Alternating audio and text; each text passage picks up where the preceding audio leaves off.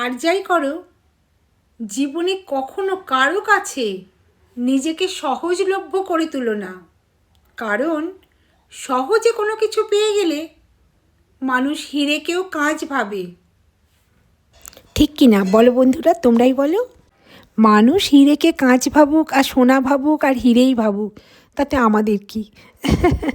তবে এটাও সত্যি, নিজেকে সহজলভ্য না করাই ভালো। যাই হোক, একটা সুন্দর মানে অতি সুস্বাদু ব্রেকফাস্ট করে নিই চলো। ছোলে বাটোরে আর একটা নিয়েছি কি বলো তো, ধোসা।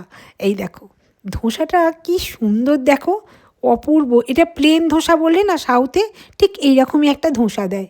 আর ভীষণ ভীষণ টেস্টি খেতে। একটা সাদা চাটনি দিয়েছে আর একটা সম্বর দিয়েছে। সাদা চাটনিটা তো নারকেলের, তো সাউথের এই যে ডিজাইনটা দেখো কি সুন্দর, কোন কোন ডিজাইন করেছে আর কি।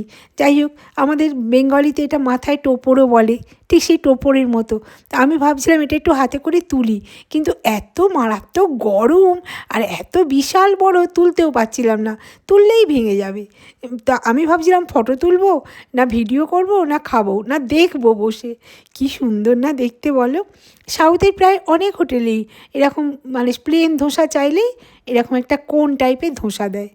তো আমার ভীষণ ভালো লাগে এটা ভেঙে ভেঙে খেতে, বেশ অনেকটা পাঁপড় ভাজার মতোও লাগে খেতে ধোসাটা। যাই হোক চলো, টাটা, খেয়ে নিই।